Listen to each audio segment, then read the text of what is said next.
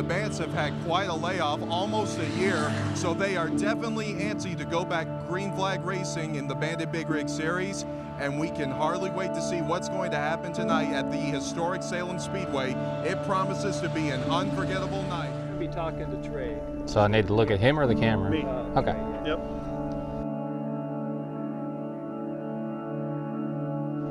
No, never mind. Just take him over to your mama. Take him over. You don't like him. Take him over.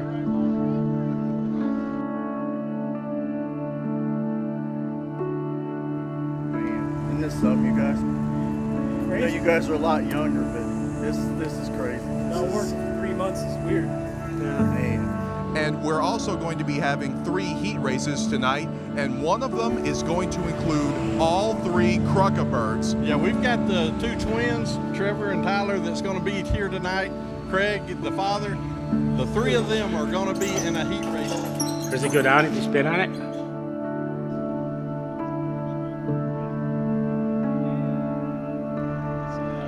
How's my belly look?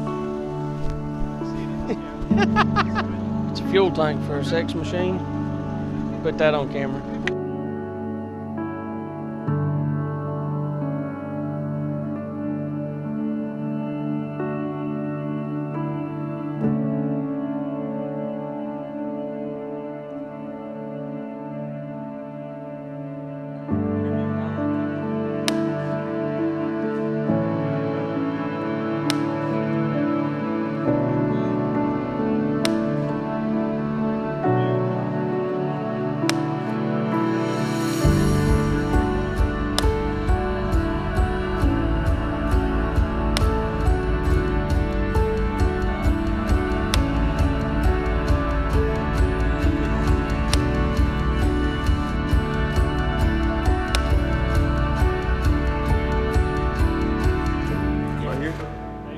Interview, Craig, take 2.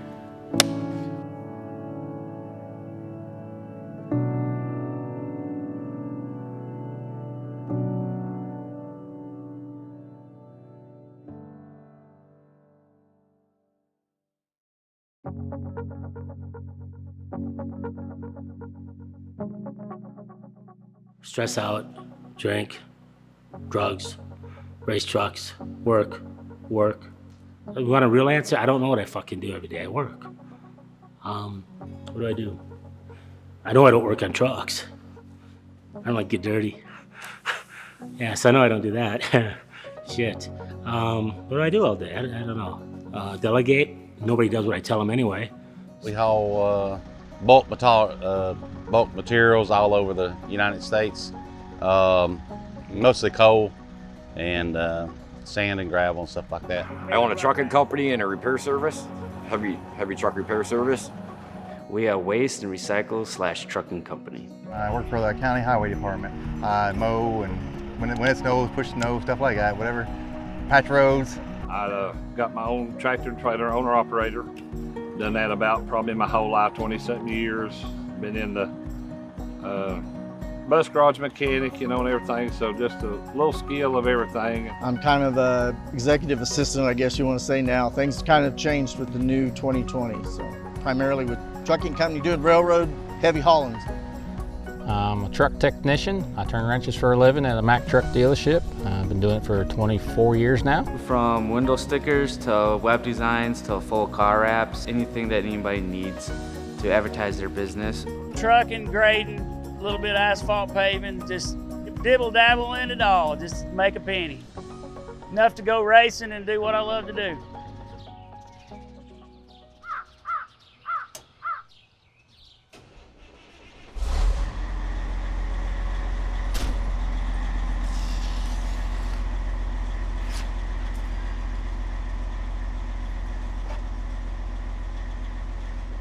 Jesus, I must have put on weight.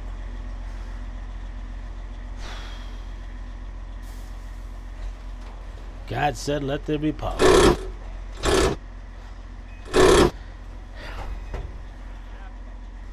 Cut! What? Fucking batteries are dead.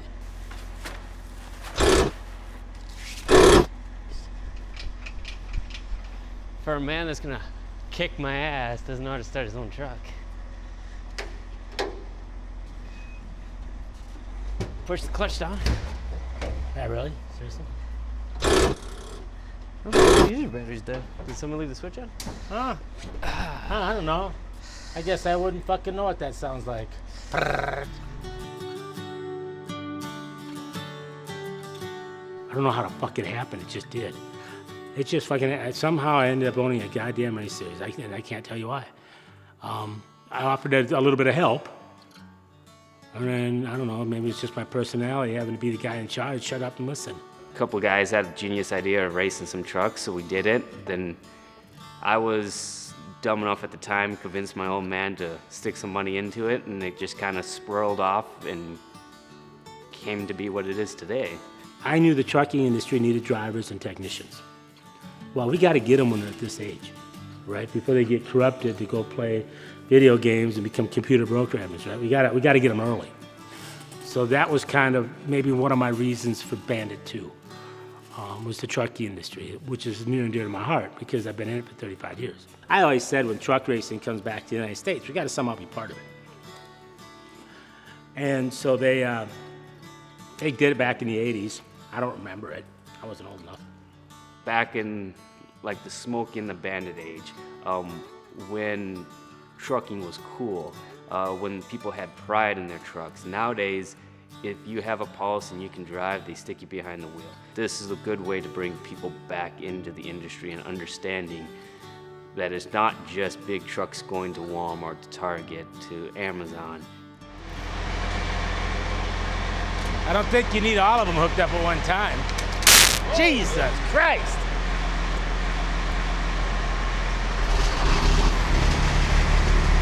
Fuck. First day on the job? No. Jesus Christ.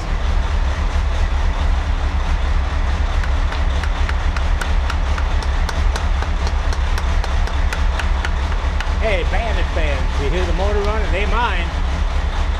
If we can get this out, then I can back 69 out and give her a shove. But if the brakes are locked, how's that gonna work? That's True. I don't fucking know. Any day, boys. You're gonna have to disconnect it from the wall. Push your brake in. No, the other one. You're gonna have to help him guide him out. Don't let him hit my oil pan. What's that? Don't let him hit my oil pan. Well, yeah, I know. Uh-huh. Yeah, well, high-low range, man. No, no fucking high or low range. I didn't. It should be. No, okay. Reverse? Yep. Low. Yeah, low.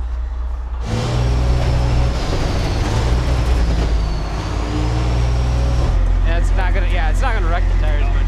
Did you flat spot my tires? No. Don't chop it off, I'm driving yours. Yeah, you want to ride something with a lot of power, don't you?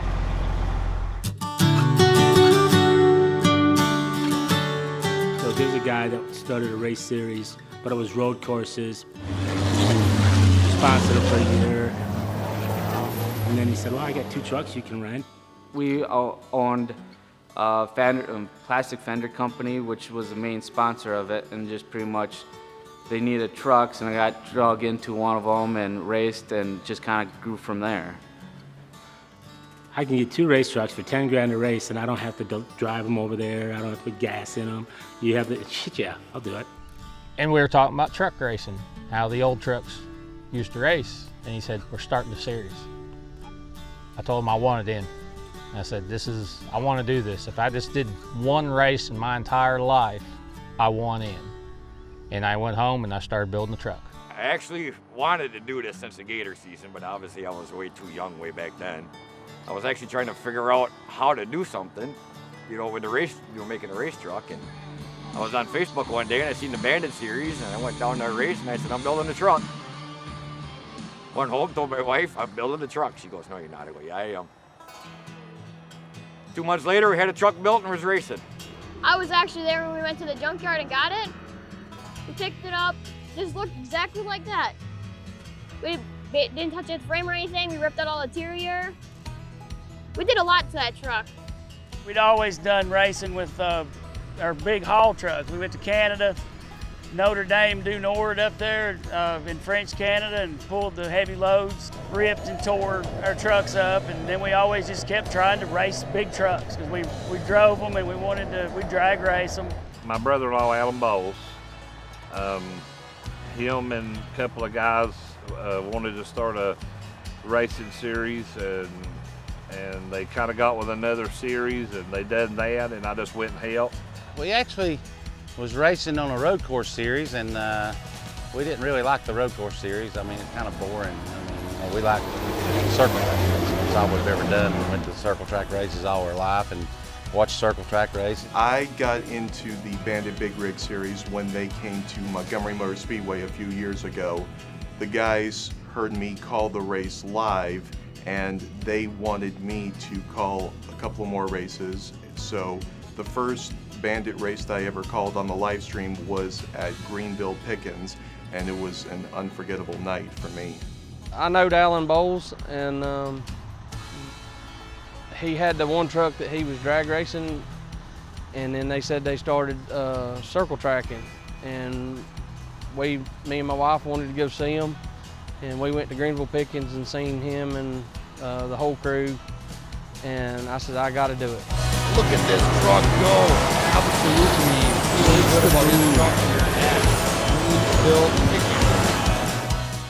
He popped up one day and said, hey, I'm selling this truck because I'm building a new one. And the timing was right, and we bought a truck off of him, and he got us hooked up with Craig, and here we are. I raced short tracks similar to this all over the Midwest, and even made it for a little while to the lower ranks of NASCAR Craftsman Truck Series. In 2004 was my last race and was going to retire. And I showed up here a year ago, and a friend of mine, some things happened, got me in a truck, and fell in love with racing after 15 years of retirement. Yeah, because you don't have a fucking clue what's wrong with it. The only thing I can think is you've been fucking around with it and it wasn't running enough to charge the batteries enough. Who's been fucking around? What? I ain't sat in it all year. Well, whatever the case may be. Oh my God. 30. Hey, Trevor, tell you that Katie beat him in CrossFit last weekend? No. Hey, how'd you do in CrossFit last weekend? Fuck you. You got beat by your woman.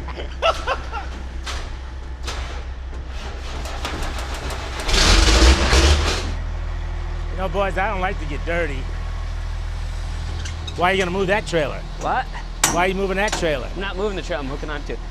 When you guys come back, swing by the shop and grab your DOT stuff so you can hit these trailers quick.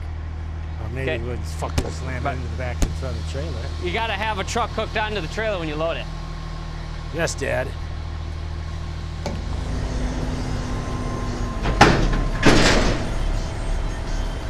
Well, congratulations. First try. Maybe Katie can climb up there for you. I'm fucking hit you in the face. She can show you up.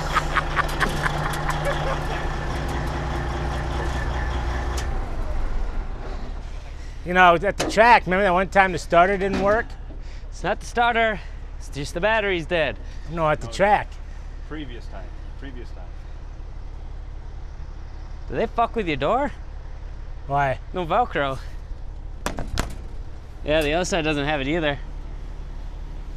So when we went to Bristol, we must not have put them in. Well, that's stupid. You weren't in charge, remember? Consider that a backhanded compliment. We used to give him a hard time. You know, Craig started this up.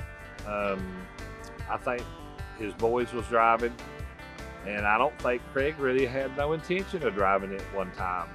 One race I could not make, so I told my dad, because he couldn't quite understand the value of racing, because he always just armchair quarterback's the best way to explain that. So I told him, just race this truck once because I can't go down to the race, blah, blah, blah. I'm sitting there partying, hooping and hollering, and having a good time in these hotel ballrooms. My phone rings. It's Trevor. So I come behind the corner and I go, what? He goes, hey, I can't drive my truck this weekend. We got a race in Cordele, Georgia. Okay, not my problem. I said, Trevor, I can't. I'm down here in Nashville. He goes, well, when you flying home? I said, Friday. Well, the race isn't until Saturday. I said, Trev, I don't know what part of logistics you do not understand, but there's no way physically possible that I can get from Nashville to Minneapolis, turn around, get back on a plane, go down to Cordele, Georgia, and drive 3 hours because there is no major airport in Cordele, Georgia, home of the watermelon capital. And it's pecans, not pecans. And so Terry goes, wow, I'll have the coach pick you up.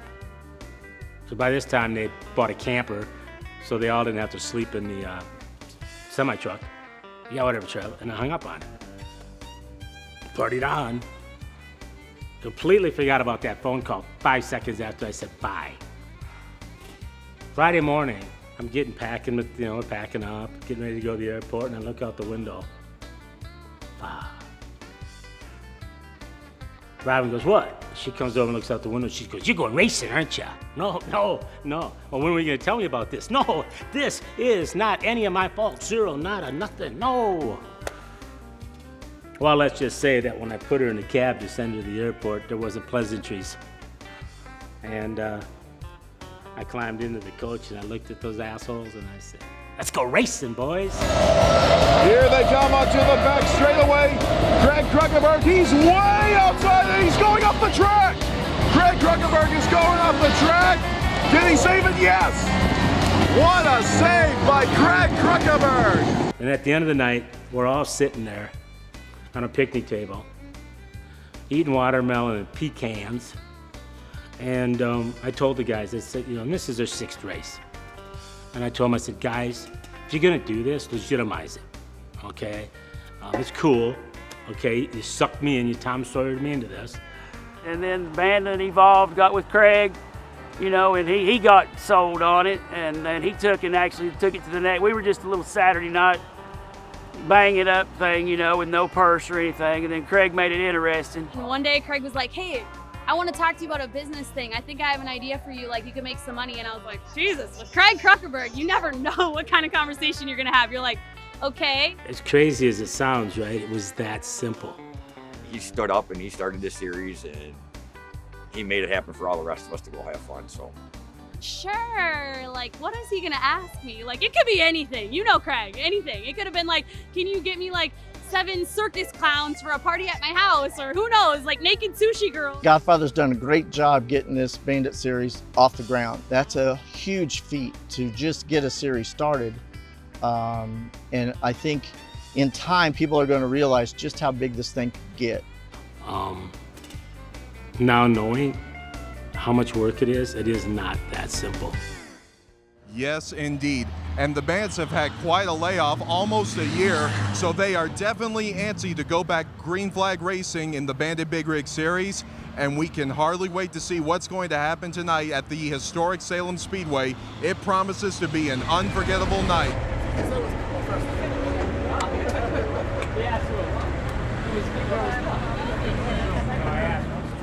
Yeah, because he knew if it was a Freight line, motherfucking Phil. Wait, in all consider this, Phil almost ran in the back of 55 on the way through Indianapolis. Go hit the fucking brakes that hard. That was a clusterfuck. We actually have a World Championship Salem Speedway belt. I'll tell you what, if the Nacho Man Andy Savage could come here and hang with us, ooh yeah, he's gonna like that belt. There's no doubt about it here in that heat number 3.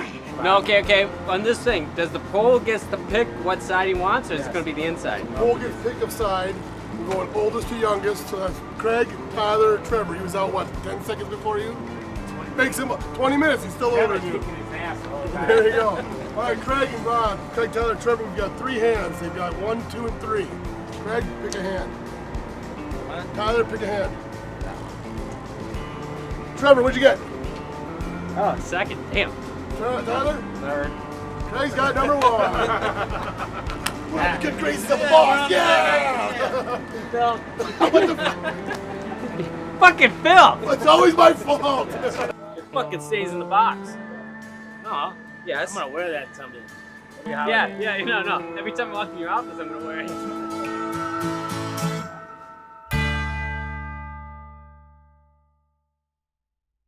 My mother says, when I told my mother I said I was having twins, first words out of her mouth were, "You deserve that." Craig's twins, they raced with us the first few years there, and they would be hitting each other going into the pits. For the most part, we're civil to one another. There's a lot of, I ain't saying fighting, but there's a lot of jabs going back and forth to everybody and stuff like that. Oh, all three of them. It's just always a battle between them three. You try to stay clear, let's put it that way. Sometimes they're heated moments, but that's with any family drama. That is the Kirkeberg family. If no one tells you to go F off at Christmas, then it's not Christmas. Craig and Tyler and all them, those guys love to have a competition. It's to a point that we can't play Monopoly anymore at family get-togethers just because of it drags on. A 3-hour game drags on to 5 hours because everybody just haggling back and forth. You just basically get railed, you get made fun of, and yeah, it's just typical family fun. I mean, love the guys, love them, but I mean, you get Craig, if you get to know him, and then his twin boys together, and something's gonna happen. Yeah, something big. It's gonna blow up. Oh, my brother, we're twins. I was born first, he was born second, so I always tell him I was copying, he was pissed, because they made me so good, they need a second one. He has, my opinion, some of the nasty habits of my old man in him. Me and him are going at each other. I'll tell him, you're just my spare parts. Good twin, bad twin. Literally, I told Craig, I was like, if you took your two personalities, they went like this.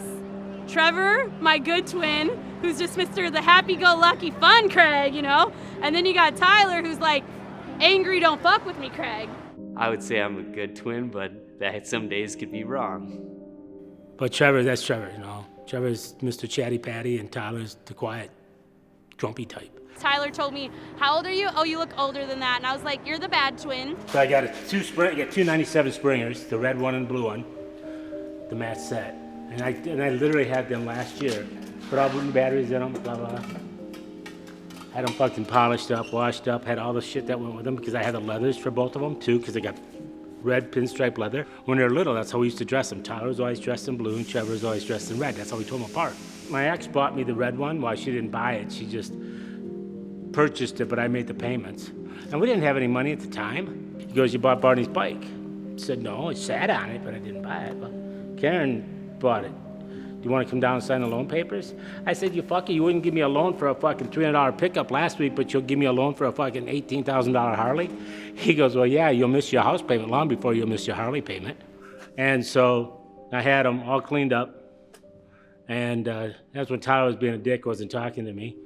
That year, they made those two. You know, the Springers with the red and white and the blue and white. And so I always wanted them matched.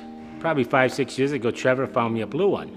I told Trevor, take both bikes up to Harley at Faribault and tell them to match them. Red braided cables and blue braided cables, now they're identical, right? I had them all ready to go. I called them up, texted them both. I said, hey, come out to Grandpa's shop. I need your help for a second. I was gonna give the red one to Trevor and the blue one to Tyler. The motherfuckers never showed up. Wheeled them back in the corner, put all the shit back in the box and put it back up on the shelf. They to this day, they don't know that. But I always said the reason I wanted the red and blue, and I said, you know, maybe if I can find a match, maybe someday you guys will get the bikes. And I'll give you the bikes, right? Because that's how we dress them when they're little, red and blue, tell them apart. Well, Craig and his boys, there's never a dull moment with the Kirkeberg boys in general, you know, and you never know what you're gonna get literally at any point in time, right? Like it's you know, some people, it's you catch them on a bad day or a bad week. I mean, with the Kirkeberg boys, it's you may catch them at a bad, you know, minute or hour or whatever. I think for 30 years, we spent dang near half of that together constantly. You just get sick of them. For all the years, it's always been, you have to be the same, dress the same, you gotta be hanging out together and all that stuff. And I think it just got to the point that we're just like, you got so sick of each other, you just can't stand being around that person very long. You know, those two, they couldn't hear. They're both deaf until they were 3. So they had their own little language, and that's why, you know, they're not very articulate just because they couldn't hear. And so that's why it's probably not fair to have those two on a racetrack, because they'd probably read each other's mind or something. It's messed up. But no, they love each other dearly, but they're brothers, right? And so and then they get out and cuss each other out.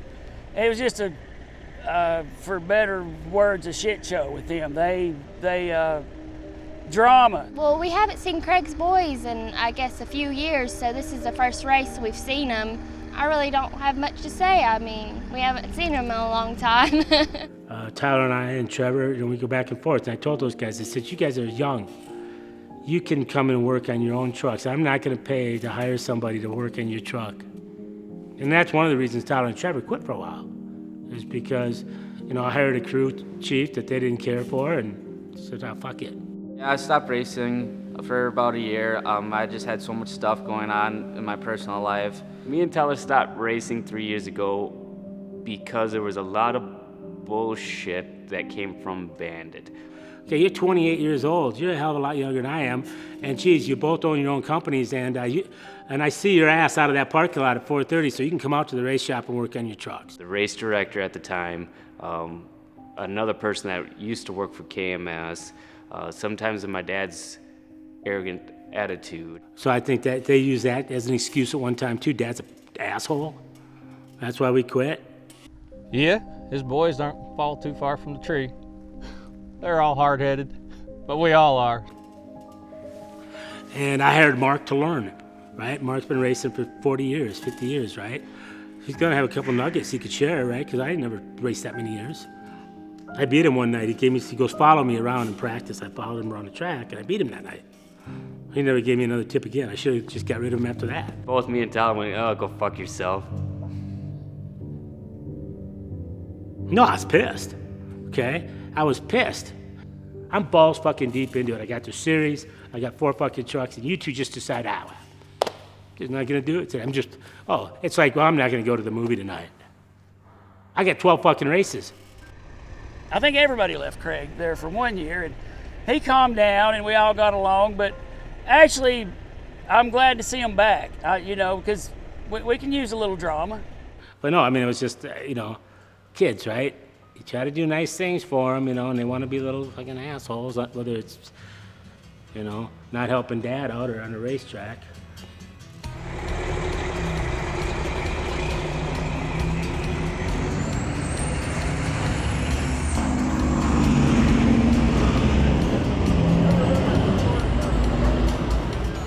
When I go like this, make some noise, all right? Let's practice. Start 3 wide, folks. No, Yeah, going to the first quarter, that's going to be fucking. Nope, fuck that. We've tried that before. This is a good time 3 for a wide. goal. Yeah, good time. We but come not out worth corner, it. but there might be some scraping. We drew for the lineup, So it's Made it unbiased, fair, so we can't say that guy cheated or whatever. It's a draw, and you can't.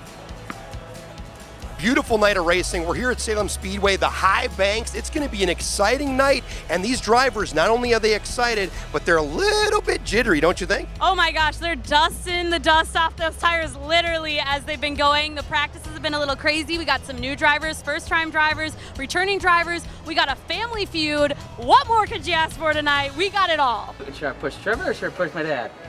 Because if my dad starts high, he doesn't like the wall, so he's going to want to come down. Yeah. Well, I can push Trevor, keep him up there so he slows up because he's freaked up by that wall. I can push him, get him out of my way, and go. It ain't that one that gets you. It's this It's one. that one. Where do you come out of 3? You gotta learn to get real comfortable. That's why I've been wearing this. Everyone's like laughing at me. I got little Tyler, Oh, we're fucking stupid. yeah, calling me a crazy liberal and COVID's fake. I'm like, you need to calm down. I blew a fucking oil line. I'm surprised that there's not oil everywhere around there. No. Say exactly what happened. My ACM got loose too. Yeah, why? I didn't tighten it. Heads up, Craig needs to pull out for shootout, guys.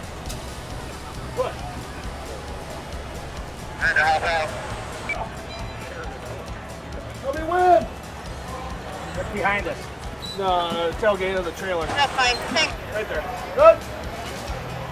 Well, when I finally got back into the pits, You know why? I looked, there was like a round tube underneath my freaking accelerator Okay, pedal. you know why, right? Because you drive a Freightliner. That's your problem. That's what makes it fast. No, it doesn't. No, it It's a doesn't. 12-letter shit spreader on the road. I like that. Oh, that's international. John's sitting there going, yeah, it fucking is.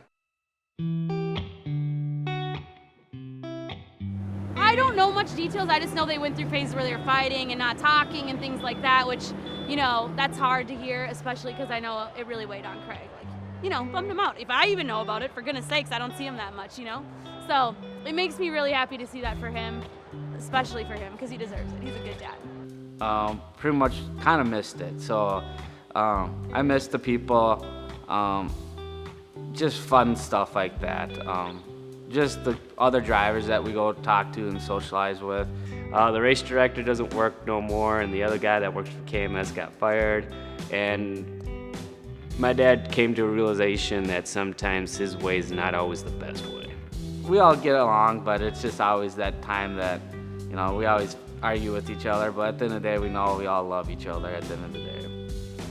I'm curious to see what's going to happen today with all three of them out here, but they have a lot of fun too. They race each other just as hard as they do anybody else. I mean, all three of them guys, when you get three of them together, they're tough. I mean, you know what I'm saying? And they race against each other hard. Do I like racing against Tyler and Trevor? When I'm on a racetrack, I don't even think of it as that. It's just another truck. It's just another Bandit I'm racing against. Those guys love to have a good fight. So it's just gonna get out of hand tonight, I feel it. It's something that me, my brother, and my dad can all do together because we don't have much hobbies to do together. And this is a way for us to break who's better on a way that you can't cheat, more or less, that you have other competition. So it's just a good old family fun. 5, 4, 3, 2, 1, go!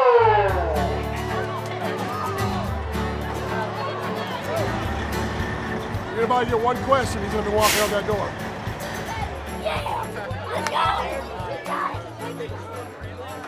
And you can ask anybody on this track, there's nothing I don't do or I'm involved in some way, shape, or form. I do everything from get Craig's safety, make sure he's in his truck safe, make sure that he's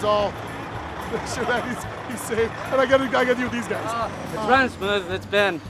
This will be about 2 years before this ever seen a track, and well, we just working all the bugs out. I was doing that. You're gonna race or you're gonna visit? I gotta go.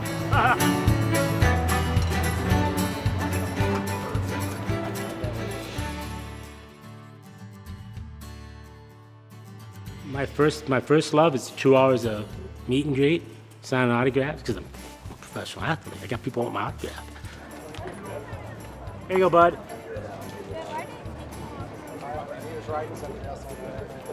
Thank you. Thank you.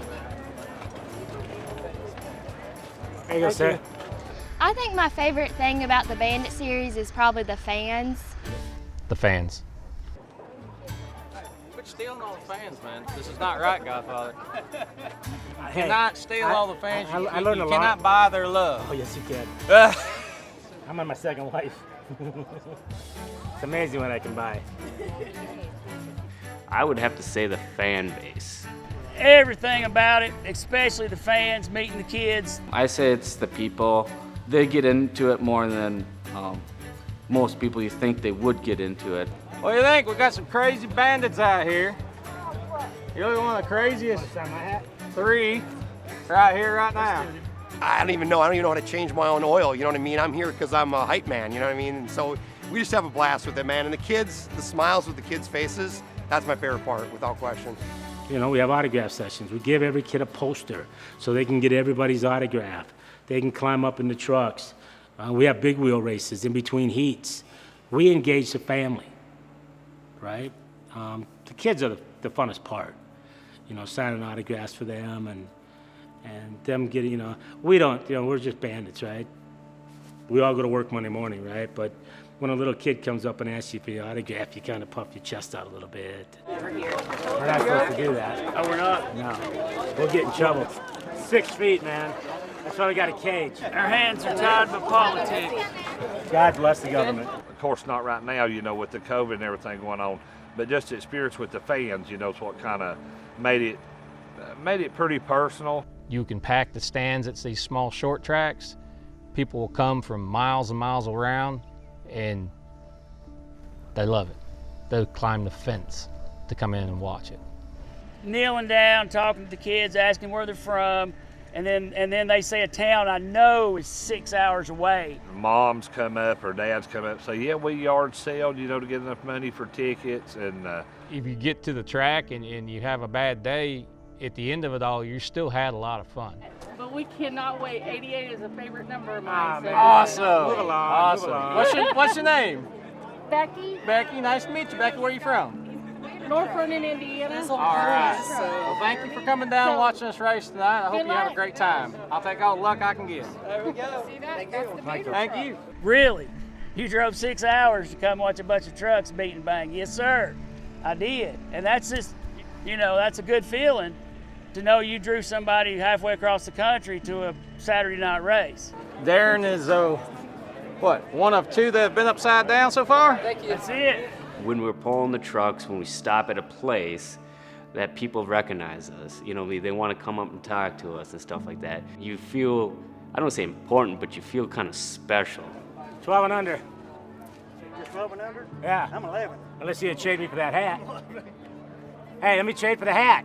I'll trade you hats. Hey, man. I don't know about that. I might. Well, let me sign that hat. You want to sign it? I'll sign it. You can sign it. If I knew you was going to do that, I'd have brought my John Deere hat with me.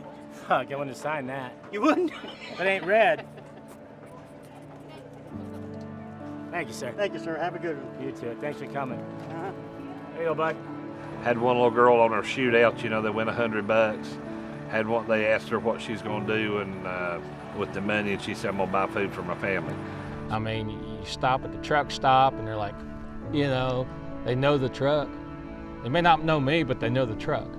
So you don't really realize how hard times people have, but just to come and watch you race, they will do what they have to do. The fans are what turns your bad days into good days. And your good days just turn to great days because the fans. The fans are what really drive this whole sport right here. Who, you got your dad races or something? No, I race, but we both race. What are you racing?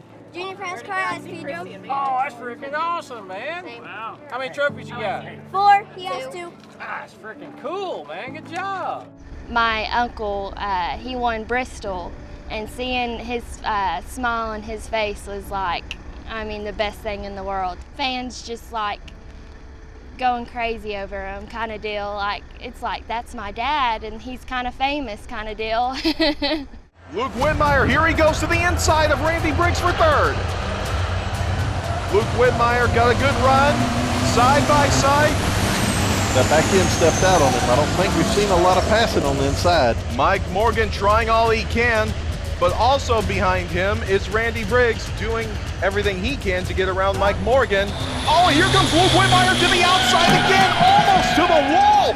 He's going for it, here he comes. Wow. Luke Whitmire, they don't call him Yard Troll for nothing. And now onto the back straightaway again.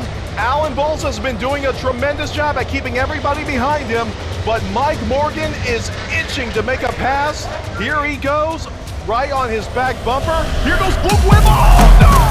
Oh, my goodness, contact between Luke Whitmire and Mike Morgan. No pushing yet. Wow!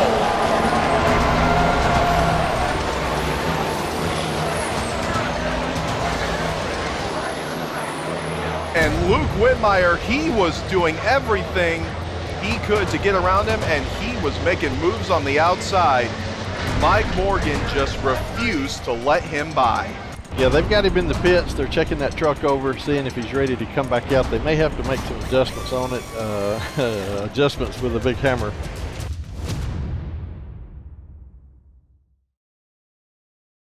Who's the worst driver? I don't want to say, but you know, I don't know. I guess all three of the Krickenbergs. I'm gonna say, you know, all three of them guys there. You know, they like that.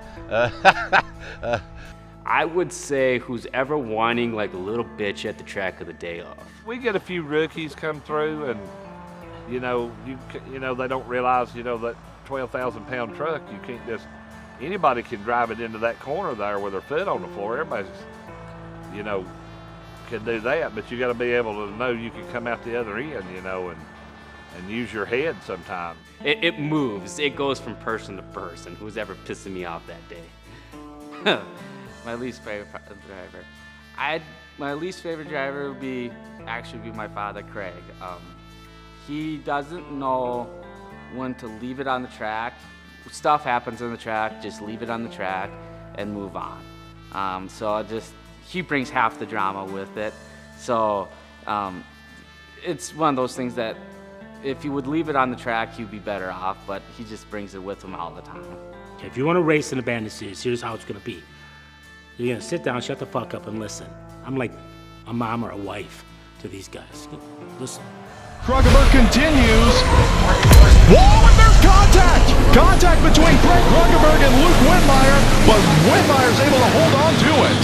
I think I saw Whitmire's door come open there. He opened the door and said, "Back off a little bit there, Godfather." No, we don't. Everybody's good drivers. I mean, they get out here and do what we do. You got to be a pretty good driver. If you don't, you'll mess up the first lap or two. And here's the rules. 8 pages, guys. 8 pages. It's not that complicated. Don't push it on me, all right? Because it just adds expense. Now I got to hire more officials. Now I'm gonna have to tear your engine down at the racetrack, and I'm pretty damn sure I can guarantee you ain't gonna get it put back together again. No, he's one of the newest drivers. The newest ones are the worst, and then they evolve into the stiff competitions. Yeah, I can do that to you. And I'll tear your engine apart. I'll guarantee you'll never get it put back together by the time. But I don't want to do that. I want you on the racetrack. I want my fans to be able to see you on the racetrack. Okay? I don't want to do this. Don't make me be that person. So I'd probably say the Godfather takes the most, I don't know, creative freedom with some of the rules or some of the timing or switching tires. I'd say he pushes the limits the most, but pays the bills, right? So my race director, Brian, quit, and another guy kicked out of the series because his wife wouldn't shut up and was snarky. And then a guy that wanted to be a sponsor, and I told him, I said, sure, great, it's X number of dollars. And your competitor was given the same offer, so the first one that says yes wins. Wow, I'm not gonna pay that kind of money, I don't see the value in it. All right, 15 minutes later, the other guy called and said yes. So then now the other asshole that I said, wow, you're out, tries to send me a check, hoping I'd cash it, kind of like a contract or something. The guy's a dumbass. I was born at night, but not last night. Okay, whatever, dude. Okay, now he's pissed. So he went out and started his own series. They ain't had a race yet. They went to a trade show and shit, but let's put it this way. Go ahead, swing better. The Bandits know you go race with him, you're out of the Bandit series.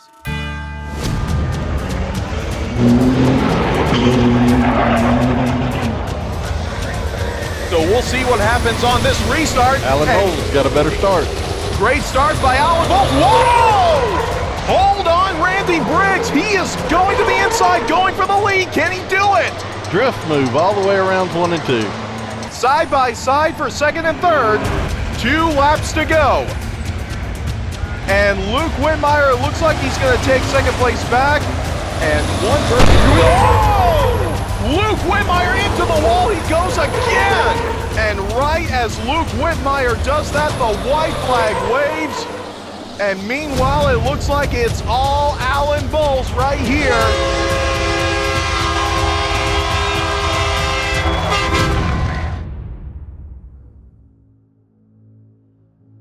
There was a couple guys in the series that didn't last very long, but for the most part, they're all of us have been together for a long time racing together, so it's a lot of fun, and it's a family here.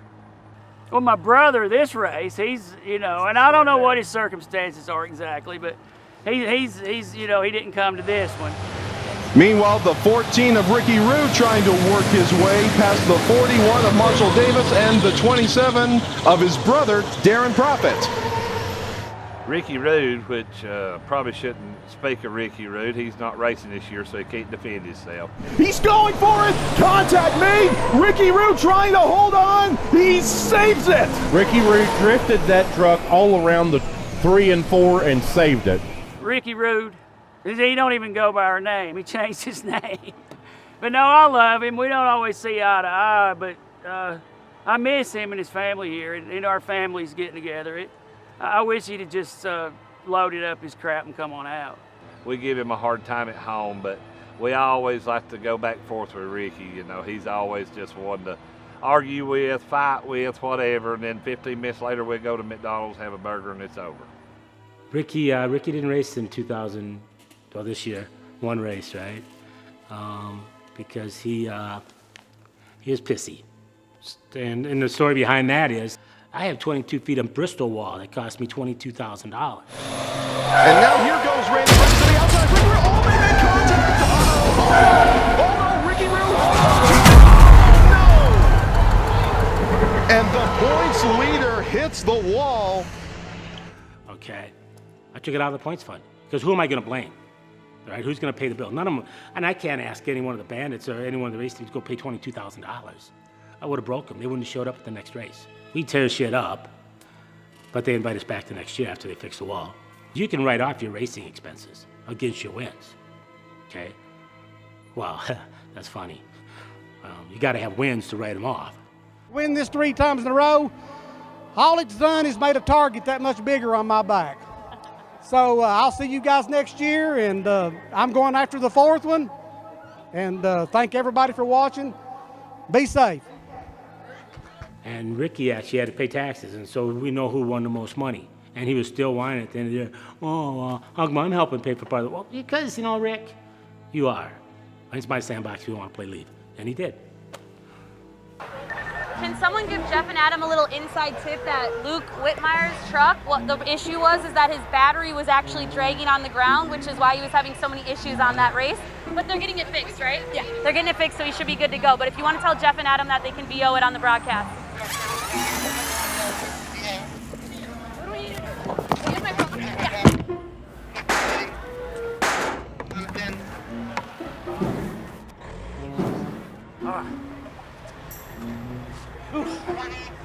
Okay, 20 seconds. Good. You know what, this is just going to be yucking it up. How's it feel to be Oh, yeah, back? that's good. 15, 10, 9, 8, 7. So Tim Ashley, number 5, I think it was. He'd come in, he's got a lot of money. Great. Truck's all wrapped like Spider-Man, beautiful truck, had a race team. And, you know, he messed with the suspension. Oh, it's all legal, it's all legal. No, Tim, no, that's a machine part, okay? I've been in manufacturing long enough. I'm not stupid, all right? We'll let you race, change it next time. And the reason for that is because you started letting these guys put on $400 nitrogen shocks, and he just happens by chance wins. That's why he won. And then everybody's gonna run out and drop $1,600 for shocks. Okay, and then now we're gonna be driving $1 million trucks, not $30,000 trucks. Ashley, he's gonna do a burnout here. Burnouts from Spider-Man. The crowd is going wild. He would accelerate going into the corner and use the rest of us as a guardrail. Okay? So he's reckless. And so then he came to the race, to the last race he ran. He raced, and he had blown up black smoke. So on a Bandit truck, really the only hopping up you can do, the only hopping up you can do on a Bandit truck is play with the ECM. ECM, what do you want to call it, that little computer thingy. But if you hop it up too much, you're gonna load the engine up on fuel, and then when you put your foot into it, coming out of the corners, it's gonna blow out coal, pure black smoke. You zip up to 100 and you can't see nothing. It's all black. But you can't let off because you'll get behind. You've got to try to pass them then. The whole windshield goes black, and you're just pushing somebody, or they're pushing you, or both, and then somebody's in the side of you, and then it weeds out around here, and you start seeing some daylight, and hopefully you didn't wreck. We're the only race series that has taillights, brake lights, because when we all come out of turn 4 and everybody's on the throttle, where's the wall? Okay, I'm looking for red lights, and I hope I can see the corner to turn. So the last race he raced, we told him, Tim, you're done. We can't see, okay? You're loading up. Do you tune that thing? We'll let you back on the track. Well, I've done what I can, So we said, you're done, park it. And then we had the feature race coming up.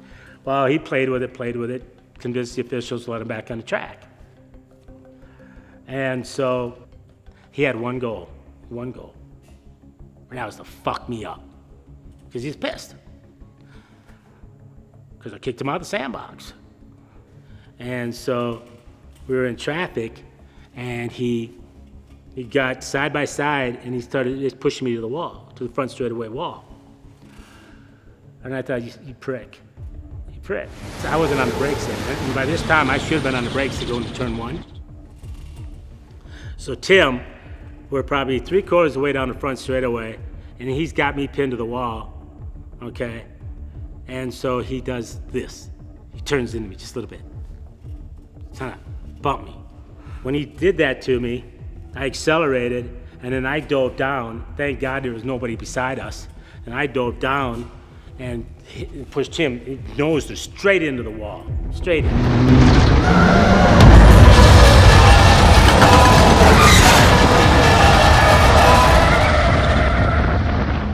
Truck blows apart, pieces all over the place. I didn't have a single scratch. It was a purely racing accident. It's a 50-50. You could gave the guy more room, the guy could have backed off. He proceeded to blew things out of proportion with him. So it's just, he needs to take a third-person view on everything. Yes, there's times that it is blatantly somebody drives up on you, but there's usually sometimes you could have made the same decision as well. So he doesn't see the line between racing an accident and actually doing it on purpose. Driving around, drove by him on the yellow. You know, how you like it now, asshole? And so then, so they stopped the red to get that shit cleaned up. We were still on the yellow though when he climbs out of the truck. And one of the rules is you stay in that vehicle until you're told to get out unless it's on fire. And so under yellow, trucks are still rolling. He climbs out, jumps up on the hood because he's right by the flag stand in front of the stands. He's going, yeah, ooh, yeah. You know, crowd's cheering him on because he just destroyed his truck. And Tim Ashley is up on the roof of his truck, and the fans are going absolutely crazy. And I'm on the radio going, get him off that truck. Get him off the truck, put him in his coach, push the truck over by his trailer, tell him he can come back and get it tomorrow. Get him out of my racetrack. Get him out of here. I mean, I'm livid. I'm just pissed. So then he didn't race last year, and he wanted to race this year. And he called everybody else. Now, everybody in my life does that. They call everybody else or survey everybody else before they talk to Craig. And he goes, oh, wow, you're taking my call. And I said, well, I'm bored. Fish ain't biting. And I'm in a bad mood. So let's talk. And he goes, well, I'd really like to come back to race. And I said, well, that's fun, you know. Gonna start a NASCAR team or something? Because you sure as fuck ain't coming back to the Bandits. Well, why not? And I said, well, do you want the top 10 reasons? Or should I just go for the 3 most reasons that just piss me off? And Robin comes in. I was in the bedroom, laying on the bed, looking at the lake, and she's going, I'm going. Just screaming at him. And I said, well, Tim, number 1 is you tried to put me in the wall. Oh, that was an accident. Fuck you, that was no accident. Number 2, he didn't detune that engine. Number 3, I can't remember anymore. That was number 3. Black smoke, put me in the wall. Oh, and being on his truck. He climbed out of his truck under yellow. And I said, Tim, that was the stupidest thing in the world. If another truck would have just tapped you, from your roof to the floor is 8 feet. You either would have been dead or paralyzed, and your wife would have been suing the shit out of me. I never thought of that. Oh, and that is the reason it's my sandbox. I am in the midst of the Kruckeberg trifecta right now, okay? This is like never really happened, only like a couple races ever, I believe. We got the Godfather here, but both of his sons, you have Tyler and Trevor, both here. All 3 of them are racing today, and I gotta ask the Godfather, how does it feel to really have this be a full family affair out on the track today? Well, if we don't take 1, 2, and 3, 1, 2, and 3, then we got issues. But the boys are back racing this year, so I guess I got 3 trucks to work on. If I have to lose to keep from wrecking the truck, I will. What a guy. Right? But yeah, Tyler put his own turbo on and he forgot to put the drain gasket on. And but we got it back. He should be okay. It's going to be a good time. It's a good time as long as they learn to behave. Don't do anything stupid like they've been doing the last 30 years of their lives.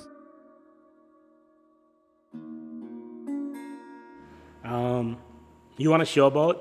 I'll let you showboat. Your showboating starts to cause issues on the racetrack, I'm going to shut it down. And it's attitude, right? Chris Kikohan, he drove the 01, right? That orange thing, he looked like General Lee. I themed the truck for this kind of the area where we run in, so 90% of the races are down here, so I hit the horns, people go nuts here. I got the Dukes of Hazzard horns and the air horns and stuff like that, and you know, we ham it up a little bit for everybody. So. And prior to 2 seasons ago, wasn't harnessed up, didn't even have a helmet on. Smokes the wall, destroys the truck, busted his arm, wasn't harnessed in. What a dumbass.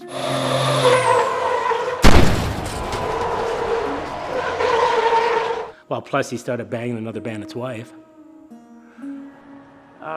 Me and my wife, we parted ways in a real abnormal way. The guy she's with now raced with us the first few years, and me and him had a little incident on the track, and she started texting him, and they become friends, and the heart wants, man, you know, I mean.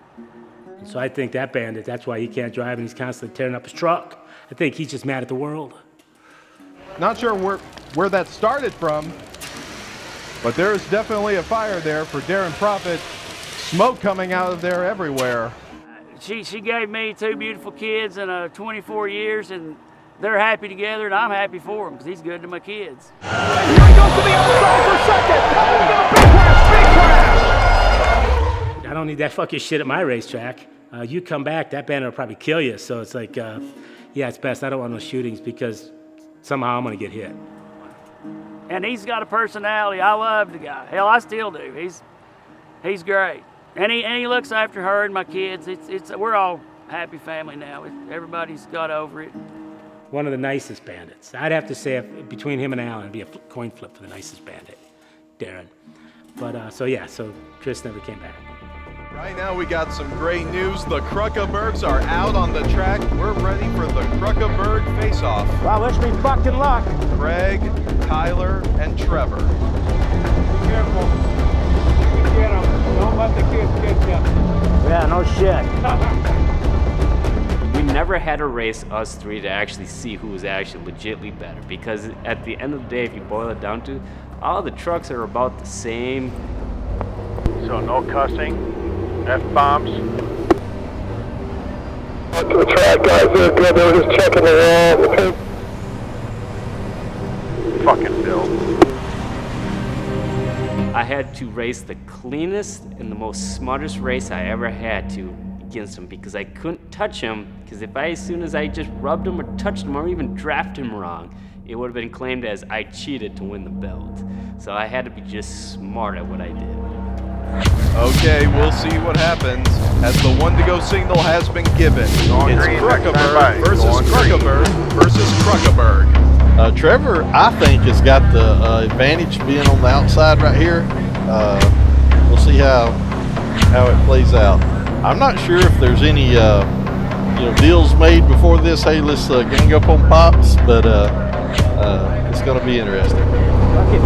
Tell Brandon, tell him I'll get off my ass. On the front row, it's going to be Craig and Trevor. I told them. Here they come to take the green flag, and it's waving. Here we go. Green, green, green, green, gold.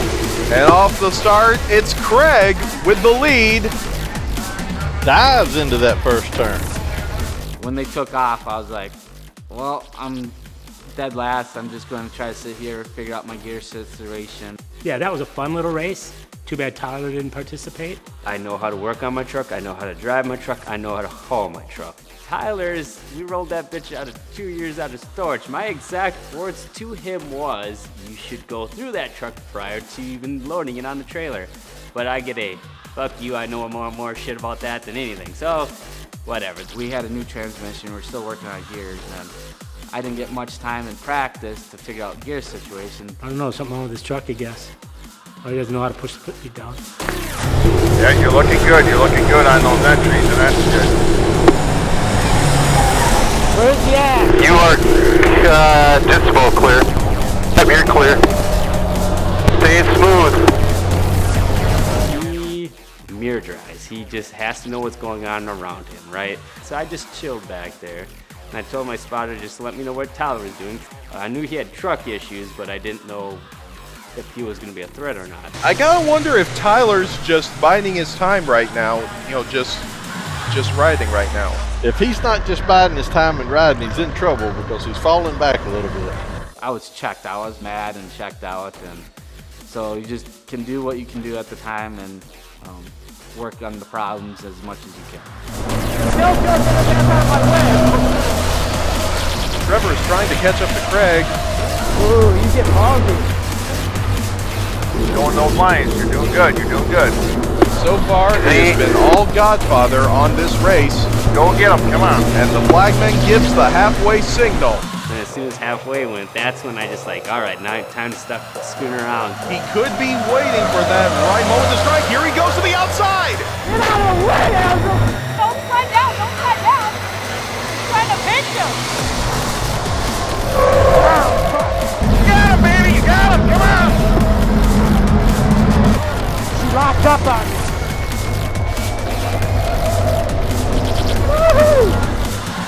I took my chance and I passed him, and at that point I knew I had to get as far away from him as possible because he would wreck you just to win. We both went in way too hot. You can see us hitting the brakes. Trevor's gonna argue with me all day long and say, oh, I beat you fair and square, blah, blah, blah. We were both out of control when we went into turn one. That is the only time and point and place that I actually considered him a son of mine because I didn't want to listen to the bullshit I was gonna have to have. If I would have took us both out the rest of the night and probably the rest of my life, fucking blah, blah, blah, blah, blah, blah, blah, blah, blah, blah, if I would have took him out. She locked up.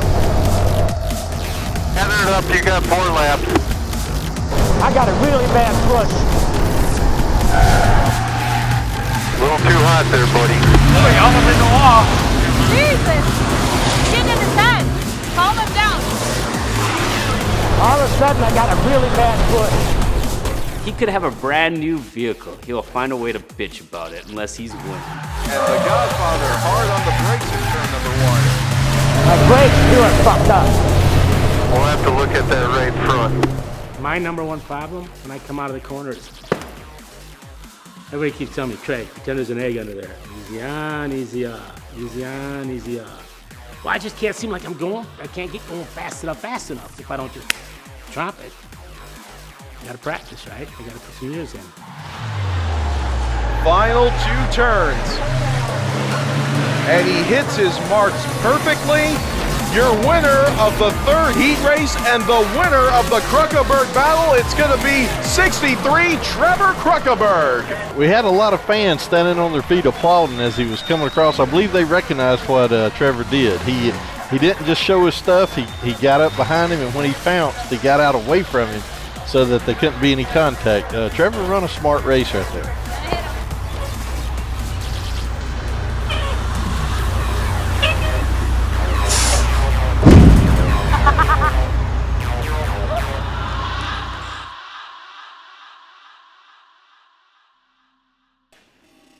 Ask me if I would still race if somebody else owned it. I would love to. I don't think I would. I just have to see, right? I'd have to see how them assholes treat me.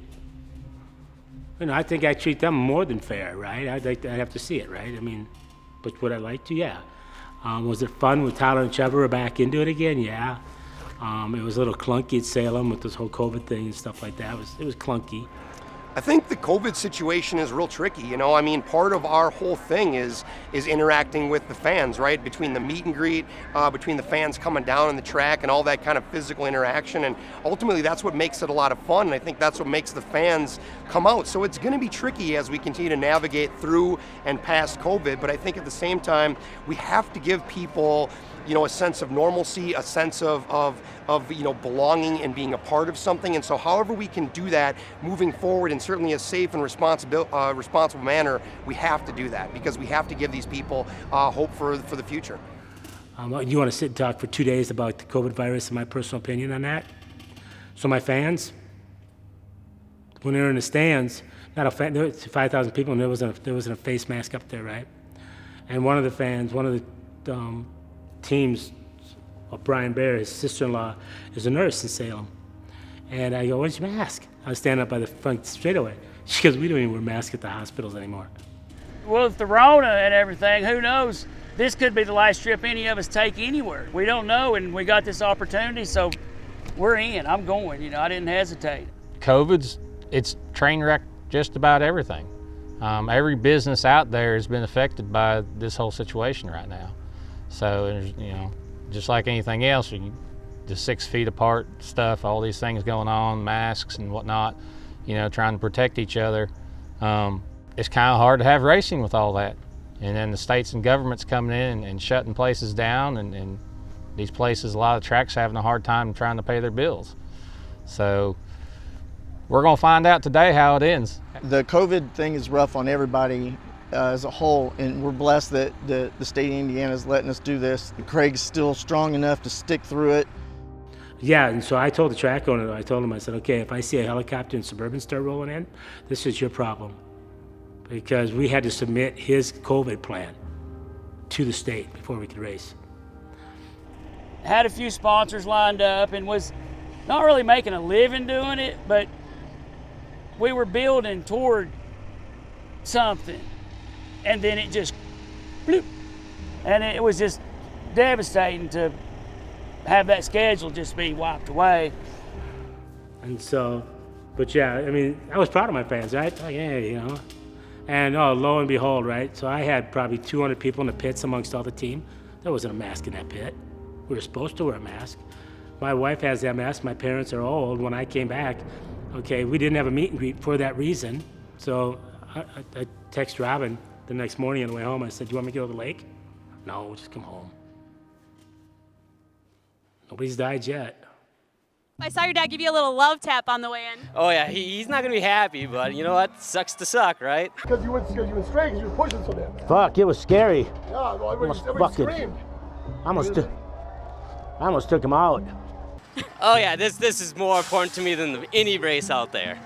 I mean, I'm not gonna try to pump your brakes here and like make you feel all cool, but I did predict on the pre-show you're gonna win, and our announcer guys were saying how smart you drove. So was there a little strategy with slow playing your hand there? Not really. I knew he was gonna screw up one way or the other, and came around that last turn, it got really tight. I didn't know any of us gonna make it through, but we did. So, and after that, I knew he was just gonna fall back. Yeah, I got it really, fuck, man, that was freaky. I heard your voice. Whew. No, we're never gonna let this one down. Yeah, fuck no. 3 years since I've been in a race truck, so. 3 years, and your brother, I mean, do we even talk about Tyler? I think he just finished. Oh yeah, we're not gonna go there. It's gonna be a sore subject. All right. Ooh, that was scary.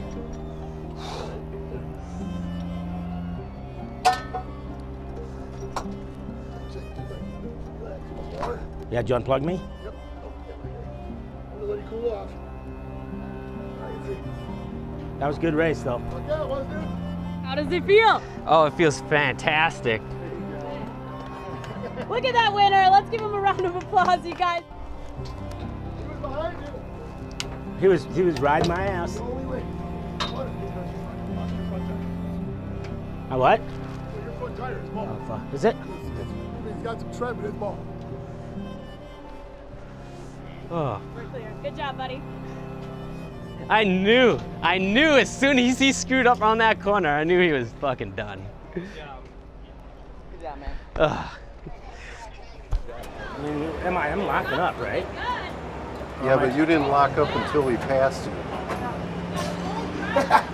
I didn't care for either of them winning because they would never let it down. Both of them are just egotistical people. But between the two, I'd rather have Trevor because Larry can tell Trevor to be quiet, and he would. If my dad won it, he'd be walking around constantly wearing that belt and just flaunting it. But still not getting the high gear? I went from 9th and you guys dropped the hammer. What about, did you split it? Hey, nice job. You, Oh, no, it was close. Right there, I was like, oh, this is gonna hurt, but I'm gonna drive through it. He dive bombed that son of a bitch in there. Who did? Oh, yeah, did you see my brakes lock up going in the corner?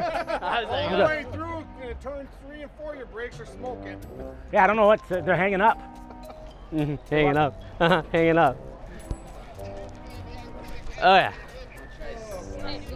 I don't care. I had that race won.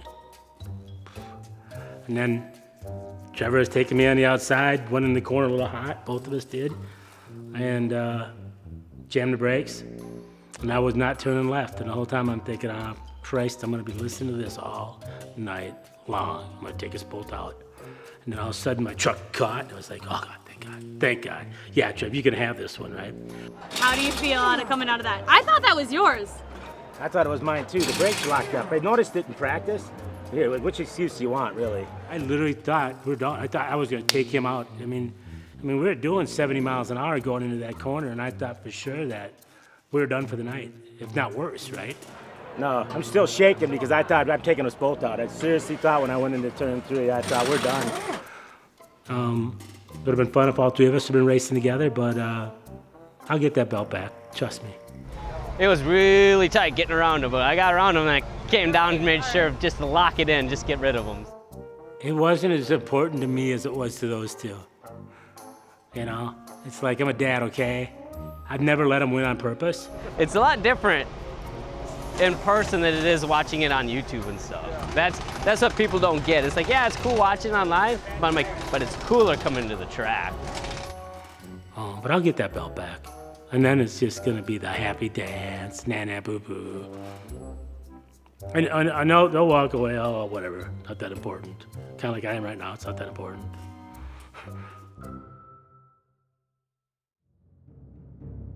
Live streaming's fun and all, but it looks like we're going 20 miles an hour. You don't hear the squealing of the tires, you don't hear the roar of the motors, you just don't feel the wind that we pushed. Because the video will kind of slow it down, and they're like, well, if I was out there, I'd hold it wide open. Hold it wide open. You know, you're running 120 into that wall, it gets real. You get to go fast, the beating and banging, you bump somebody in the tail or they bump you in the tail, it's just racing. And Luke Whitmire, he's got a good run on the outside, trying to back there from an enemy touch! Darren Prophet holds on to it. You tap them in the ass and go on. You know, tell them you're there. That's what I like. And that's what fans come to a race for. All my life growing up, we'd go to the local track to see a wreck. Oh, the Godfather inside the shot, we're on the side. Oh my goodness. It's really a unique environment, you know, to have such good friends, but when you put the helmet on, it's over with. I'd wreck your mama to go win the race. Scott Treadway versus Mike Morgan! Mike Morgan gets it right at the finish. Oh my goodness, what a finish. It's fun to go race with them. We bump and bang with them, and you get out of the truck, they don't really get mad with you if you hit them or something like that. They just pretty much hit you back. Beating and banging they go as they battle it out for the lead, and right now the 7 of John Lisenby has the lead. When you can do something that you shouldn't be able to do, take a 12,500 pound truck around a track at 130 miles an hour. They're not built to do that, but when you can make it do it, it just kind of gives you that little happy feeling inside. Go, wow, this is just a ball. On turn number 4 to take the checkered, Bob Mitchell is going to be victorious. Come on, where's that white flag? I want to see the checker flag. I got to hang in there just a little bit longer, and if you could get up on the edge of your seat, you're there. You can't because you're strapped in, but if you could, you just holding on to it, you know? Checkered flag, it's going to be Mike Morgan. Mike Morgan wins at Lake Erie Speedway. Second place goes to Ricky Root. And we got a photo finish for 3rd and 4th. Eventually, you're going to be racing so much that time's going to slow down in that thing, and you're going to be able to look, and you'll be able to see the other guy's face. You'll just become assimilated to it. I'm laughing. I mean, like, the Matrix. You know, it's true. It really is. Okay, at first you think, yeah, that's funny, whatever. But the time does slow down in the truck, and you actually have milliseconds, but it felt like seconds to react. You know, and before, when I first got in, I was nervous. I didn't want to hit anybody. Well, at Bristol, we went 4 wide in the corners, and the cars maybe 3, but yeah, no, let's just say 2. We're going 4 wide into the turns. We're gonna hit, because we're not any smart. We're not very bright. We want to go home and fix that shit. Nobody wants to go to the race and see a good, clean race. It's great, but I mean, you know, I want to see some action, and that's a good thing about our trucks. The handling. They got a lot of horsepower, and they don't handle that good, so they're losing traction. They're not just following a line. The back end's going sideways over 100, and that makes it interesting. even if you don't wreck, you're wrecked. I mean, you're wrecking the whole time pretty much. No, he's on his rear end. Here we go, Scott Treadway. Oh no! Oh wow! Whoa, sideways! Whoa, backwards! Hey, he's reverse mode. Give it up for Scott Treadway. Oh, Mike Ward, go into the wall. Mike Ward is gonna go into the wall. The General doesn't quite have it. Oh, we got to spin. The 4 is around. Oh, it's never a party until Scott Treadway crosses the start-finish line backwards. Yeah, there's a lot of moments where I gotta get out of the truck and pull the seat out of my hinder because it's just tucked in there. But in reality, it's so much fun you kind of forget about those moments. Goes the 13 of Bob Mitchell. Hold on. Wow. The biggest fear, I guess, in racing the Bandit Series is not being able to do it. It's that much fun. I've never had more fun racing. What about the time Cash at Madison? Oh, this is bad. So it was last year at Madison. Everything was going good. We're having a good day. And Cash thought he could be a Tokyo drifter and drift out the corner and go straight. No, that wasn't happening. He went like this, got like this, gas on it, and went fishing. He used his truck as a mullet and went into the low pond. Oh, they're bumping. Look at that. Oh, he bumped him and he's gonna go straight out. Oh, whoa. I guess it was me and Chris Keeglehorn there over at Highland Rim in Nashville. He got sideways in front of me, and he's always doing that thing, you know, and I just drove through him, and I didn't let off, and yeah, T-boned him and shoved him right down the front straight, and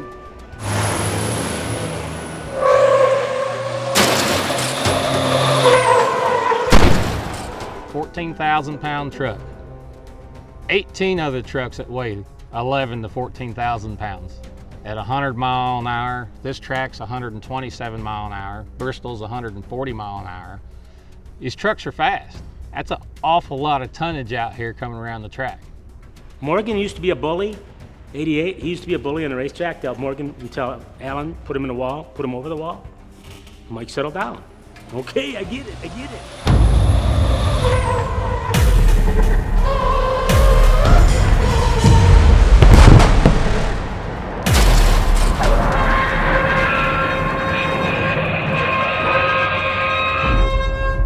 He jumped up on the wall a little bit and knocked the pole down, and I went on down and knocked the front end off my truck on the wall and stuff. It destroyed both of them, and there for about, I don't know, it knocked me out for a little while, I think. I mean, I come to, and hell, everything was gone, everything was ruined, the motor was knocked out of it. they were racing so hard, and each one of them, I think, was just getting to know each other. And we had a few little chips on our shoulder on the track. We was getting along in the pits, but we was pushing too hard. I wasn't there, but I saw it on the live stream, and I was freaking out, and he wasn't in a good place at that time, and he just, I mean, he didn't know where he was, and the wreck was just so bad, and it just scares me, him doing this. And so we kind of say like a little prayer before he gets out there and races, because I mean, it's not the safest sport, really. They destroyed 2 trucks, but Morgan straightened up. I mean, you know, I wasn't hurt. I mean, we got good roll cages and good safety equipment in them, and we try to keep that really, you know, they try to look over that really good and everything. The roll cages and everything means a lot in these things. And, but you know, I'm here, I'm in pretty good shape, still 58 years old doing it. Yeah, you get hit, it hurts. You go over a wall and through a telephone pole midair, it hurts. You take out 15 feet of softball, it hurts. Yeah, but you'll repair, you fix, you gain more fan base because everybody wants to see the wrecks, unfortunately. But you move forward, you know. Fear, it's part of racing. It's what drives you to drive harder sometimes. This track right here is the most dangerous one we've ever been to or ever will be, unless we go to a bigger track, which I don't think we should, because this is well over 100 miles an hour, 115, and you're coming into those sharp walls, and when somebody's using you for a guardrail, pushing you over here in the 4th turn right there, that comes so quick. The first time we was here, I had a talk with Craig and I said, please make those first 5 rows of stands get away.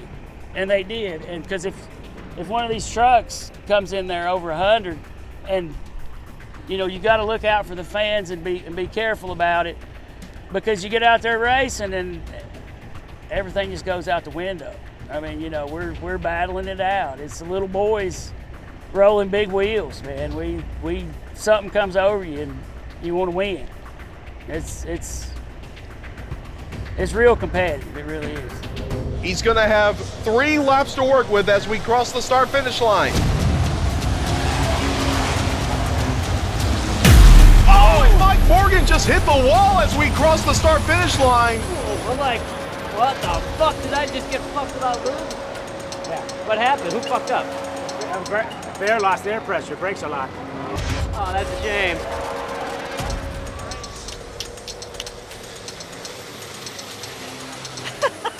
It's not like driving over the road, you're up and down shifting here, you leave it in a gear.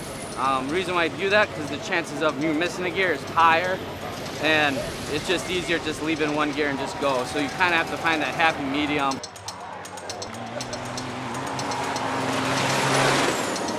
Coming into the future, you have 30 trucks, and luck of the draw, you put the slow trucks in front and the fast trucks in back, and it's hard to go through traffic, especially in this track. There's only about 1.5 lanes that are really good. The other ones are kind of crap, and if you get stuck in it, they're going to pass you by. That was a heck of a race. That was a race. I had fun. I hit the back wall, hit the back front wall, almost tagged one over here. I have never seen this man drive the way he's been driving today. There is just like, you came out like a bat out of hell. Well, it's like everybody else in the world, D, I've been locked up too long. That's what it is. Let's go, gloves. What do we need? No, take the lug off, take the lug off. Okay. That's a bit to 45, but I think you locked the broken gears. What? I think you locked it up. How the fuck did you do that? Too much power. Mark's dumb when he built the thing. We're having a good time tonight, man. This is awesome. I mean, look at this. This is a full house here. There's a lot of fans up in this place tonight, and we haven't even made it to the A main. The main is where it's really at. The entertainment's gonna be. I mean, you guys just hold on to your seats. You ain't seen nothing yet. Joe! Gloves! Joe! Joe! Come over here! Fuck him! Not really, he's not my type. Not our race team. All out. There isn't somebody here that does not want first place. Everybody wants it. You've seen that all day already. I mean, first race of the season, most of the trucks are still together as far as I know. I don't think anybody's out yet. I think a few of them are working on getting through a few things fixed. We're gonna have all the trucks on track. At one time, at over 100 miles an hour, going into turn 1, just a little bit. That's for real. Fuck, does Dad know not to use his brakes? Nope. Holy fuck. Yeah, they're a little hot. Look, you motherfucker won't get all the goddamn way. Yeah, and then your buddy Morgan, fucking buddy Morgan fucked me. Oh, I saw a couple of sparks coming out from underneath the 51. Not sure if the tires are rubbing off something or what it is. And look at Austin Hoppy. He is really gaining ground on Luke Whitmire now. Here he goes. Austin Hoppy, he shoots to the inside and he takes the lead.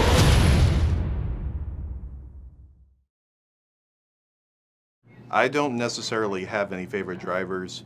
Every single one of them, they give it their all, and I just know that each and every night the Bandit Big Rig Series goes racing, I know they're going to put on a show that fans will never forget.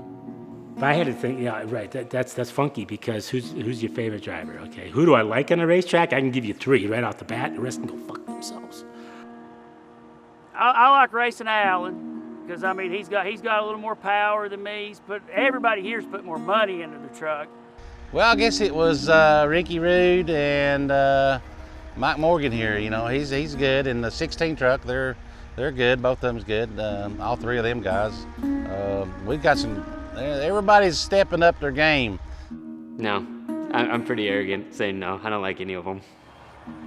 Ricky Rude was hard to handle. Alan Bowles, they're all hard to handle. But everybody, when the series first started, you know, everybody was pretty well rookies at it, you know, except a couple of us. Alan's my favorite driver. On a personal level, Alan is easy to work with, easy to go with. He's competitive on the racetrack, and if you hit him, he doesn't take it personally. If you know, it's cool runnings with him very much. Trevor will hate this as long as I live. It's Tyler. Tyler is borderline reckless. Followed by 3 of Alan Bowles, Greg Kreutenberg 55, 4 of Scott Treadway. Whoa! Hold on! He's way behind. He lost it. Well, he breaks the back end loose, and he's doing this shit down the front straightaway for the fans. Nice save. Should have heard the people in the crowd. It wasn't accidental. Tyler does that every time. If you go back and watch the footage, and Tyler loses, he always breaks it loose coming out of 4. If he knows he's not going to win, he's going sideways down the front straightaway. Every single time. You know, when Tyler didn't race for the years, I was bummed. Mike Morgan, actually, because we just always seem to race together all the time. But, I mean, everybody here everybody's good. Everybody knows what they're doing. Every single one of these drivers out here wants to win. Every one of them. Every time they go to a race. There's not one single person that doesn't want to be up on the podium at the end of the day. Who is the best driver? It's really hard because I honestly have to say, this isn't me being a publicist. They have hot and cold days. They're like a boyfriend. They're all my biggest competition. On a racetrack, if I'm racing, Morgan, Ricky, and Alan. They were the ones, they didn't make me feel stupid when I climbed in Cordele, Georgia, never raced a semi or anything before. They gave me respect, right? They didn't say, oh, this can be, well, yeah, they did say this can be a shit show, but they didn't hold it against me. Any given night, anyone can win. I'm sure you've heard it over and over. There was 9 winners in 10 races the year before, so that's pretty diverse. Like some days they're awesome and some days they're just shit and you're like, what am I doing here?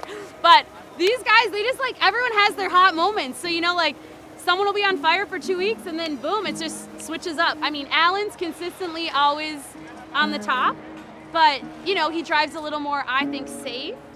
And then if I had to say my second one would be Alan, with Turbo, because he can just drive. Alan, oh, he drives a semi every day, right? To the coal hills, to the mountains and the coal mines and stuff.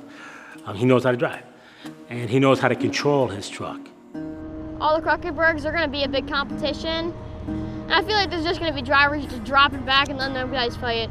And the Kreutenbergs, they're getting their trucks really fixed up really good and everything. And everybody's learning more and more and more, and everybody's getting faster and better. Everybody's getting real better. I mean, used to, when we first started this thing, you know, it wasn't too bad, but now everybody's getting so close. The speeds and everything is getting so close and everything. And tough.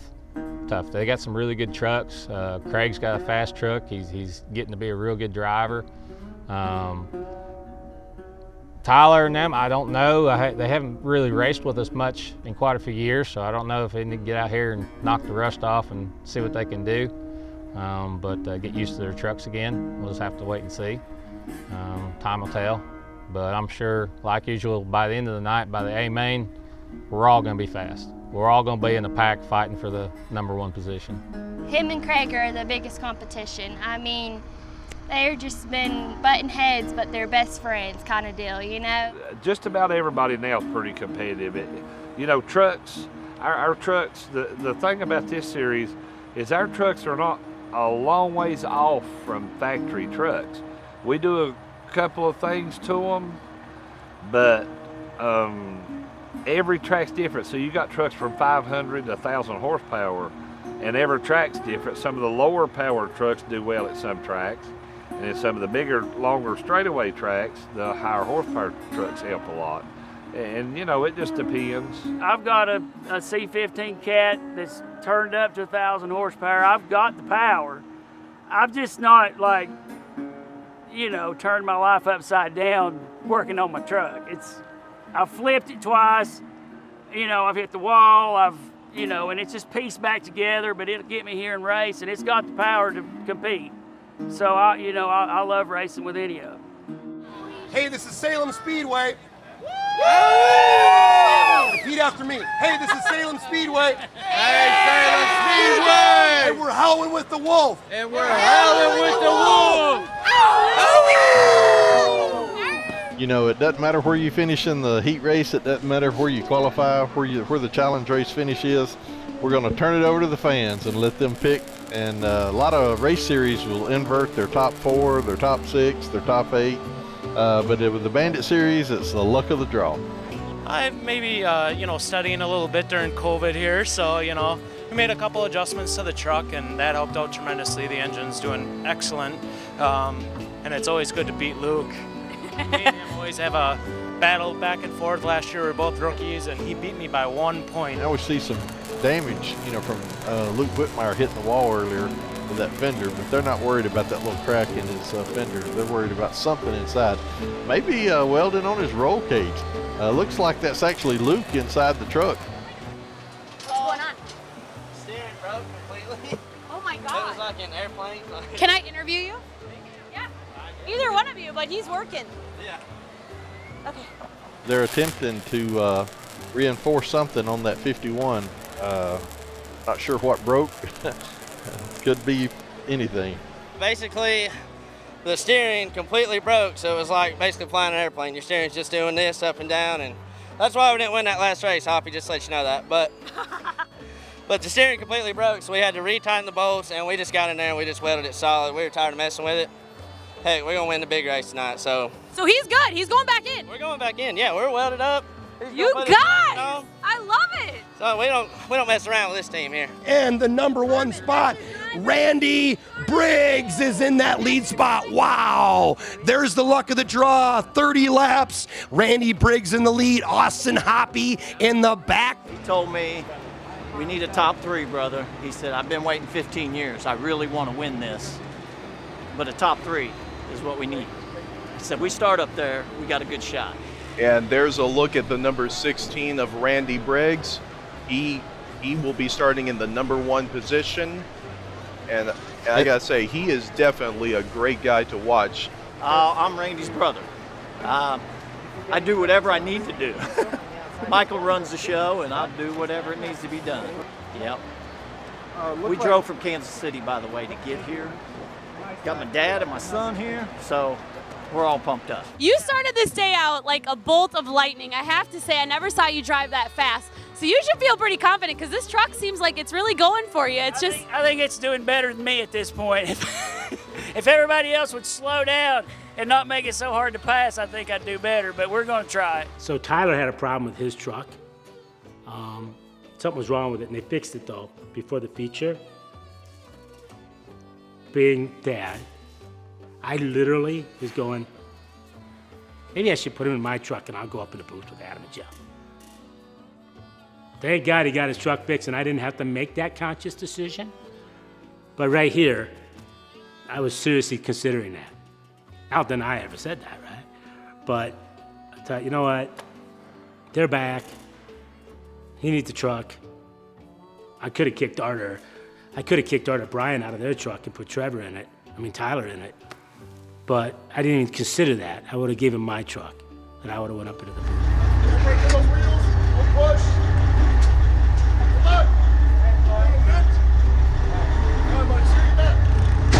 And there's Tyler Kruckenberg in the 54 making his return, he and Trevor, for the first time in 3 years. And there's Randy Briggs, number 16, right alongside of him. Water in the tank for the brakes. There was no water in the infield, so we could not do water. I got it. Got it, Phil. Stop.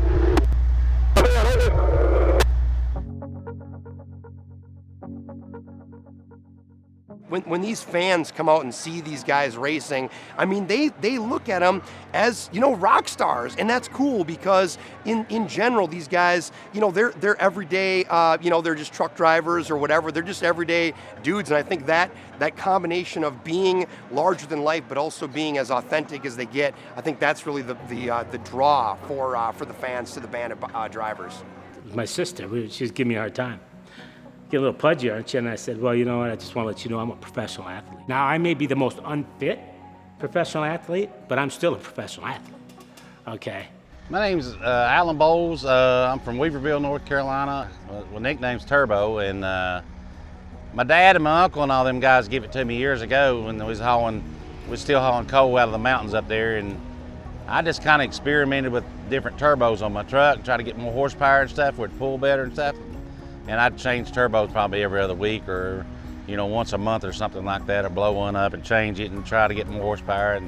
And my uncles, them, they just started calling me Turbo on the CB radio, and that stuck with me, and they still call me Turbo. My name is Bob Mitchell. We were camping, and I was talking to one of my friends, and I said, I gotta have a nickname now because we're going to race a semi. And he goes, you need to be the Iceman.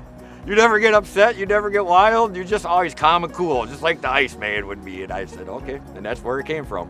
My name's Brian Bear. I'm from Birdseye, Indiana, about an hour away from here in Salem. I got a nickname here at the racetrack. They call me the Birdseye Bullet. That's from my hometown, Birdseye, Indiana, and they gave it to me one day, and on accident, it stuck with me. I'm Darren Prophet. I'm from Western North Carolina on the Tennessee line. Well, my dad always called me Mo for whatever reason, and it just stuck with him, and he called me Mo, and my wife, that's what she called me. So, and several other people, you know, around, and you know, I could be called worse things. So. Well, my name is John Listenby. I'm the driver of the number 7 Jupiter Motorsports truck. I graduated Madison High in '92, and I was the only one out of my class graduated with a beard. So they just kind of give me the nickname Red Beard. Back in the day, it was red. And over time, I say about 5 more years, I'm going to play Santa Claus because it's just going to be natural. So a lot of them tease me now, call me gray beard, white beard, but one time it was red, and that's where the Red Beard nickname came from. My name is Luke Whitmire. I'm from Arden, North Carolina. Yeah, my nickname's Yard Troll. It's actually my CB handle when we drive dump trucks and stuff. The backstory on it was we were going to a ski resort for a weekend, a group of us. Well, half of them beat us there, and they'd found one of them little garden gnome trolls you put in the ladies put in the flower beds or whatnot. And as I get out of the truck, they're all standing on the porch drinking, and they yell, "Hey Luke, your brother beat you here." It's not like they're much taller than me. I'm the shortest one of the bunch, but I'm like that much shorter. But that's what they pick on me about, being short. And so they started calling me Troll, and I went with it, and I thought I'd be a smart ass and put it on my door of my truck, and I did, and it's been there ever since. I'm Mike Morgan. I'm out of Wartrace, Tennessee, which is just south of Nashville, Tennessee. I got a lot of friends in the military, and 88 Mike stands for truck driver in the military. We kind of stuck with it, and a couple friends had suggested it to me. So we threw it out there and it stuck. So we've been going with 88 Mike since day one. And of course the truck's got its own name too. So all the fans know it by Mac Vader.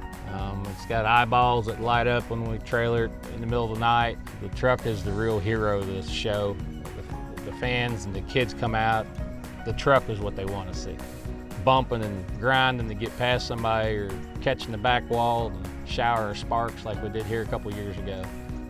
You know, things like that, that's the fans want to see the truck. I've had nicknames that I really can't say on camera. The last one was Silver Fox, and that's embarrassing because I don't know how to take that. I know I'm old and I got silver hair, but there's nothing foxy about an old man racing trucks. So, no, I really don't have a nickname. All right, Salem Speedway, that is your starting lineup for the Bandit Big Rig Series. If you're ready for the 30-lap feature, let me hear you make some noise.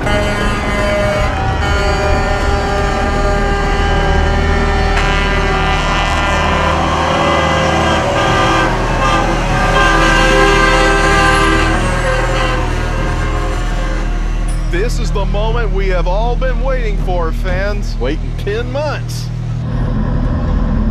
Okay, you're gonna have Darren behind you. Darren? Darren will be behind you, yes. I'm gonna tighten up my belt. You might want to. You ready for that green flag coming by? Waiting for the green flag to wave, and there it goes. Hey, green flag, green flag. Green flag, we are racing, and there come the fireworks. And into turn number 1, who's got the advantage? It's Randy Briggs. Randy Briggs is out in front, and the Godfather moves up into second place. That track was horrible on tires, so we had to play tire management. So we knew that we would have went out strong. We wanted to have the tires to make it to the end of the race. Right behind him, as well as the 27 of Darren Prophet. Whoa, hold on, Darren Prophet, number 27, he gets loose off turn 4, but he saves it.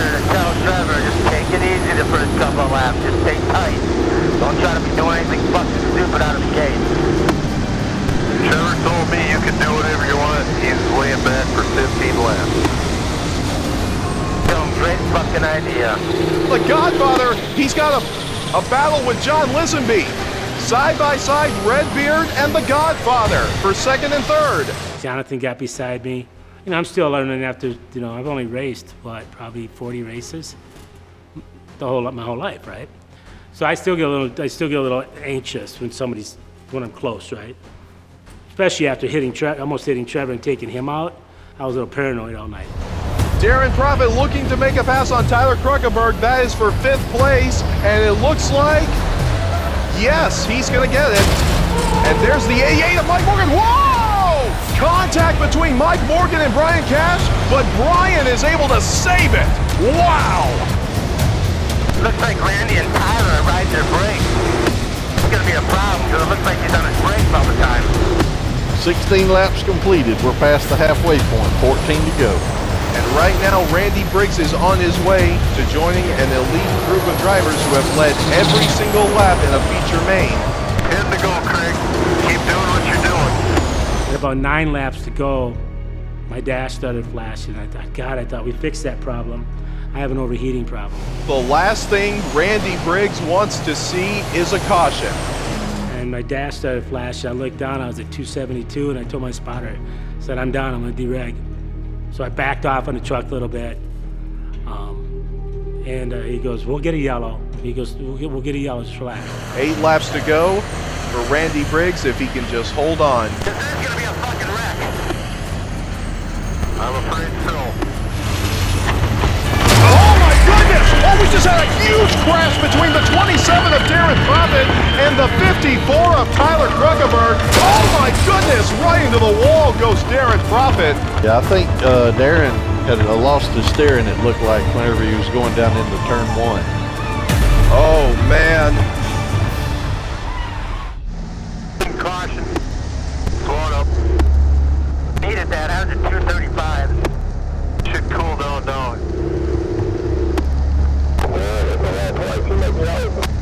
What? Congratulations, you got your yellow. Wow, didn't realize it was that fucked up of a yellow. We can see the 54 of Tyler Kruckenberg. His truck is stopped in between turns 1 and 2. So hopefully Tyler is okay. Joe come over the radio and I said, so what happened? And he goes, Tyler and Darren. So then I gotta remember, so he told me I'm in the back straightaway, the yellow light came on, I'm jamming the brakes behind Jonathan. There was nobody on the front straightaway. And then I seen Tyler sitting down by the infield in between turn 1 and 2. And I could see his truck, and the window net wasn't down. But I seen all these chunks of concrete and shit as I'm going by the front straightaway. His truck's just fucking destroyed. You see it, and no window net.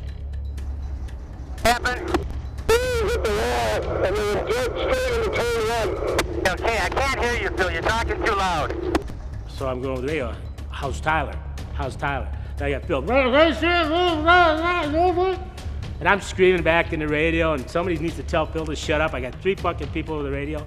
I'm just fucking livid. That fucking side. The thing of it is we have a rule. As soon as you can, get that net down, because that tells the safety crew you're okay, tells your team you're okay, blah blah blah. Right? Just don't climb out of the truck.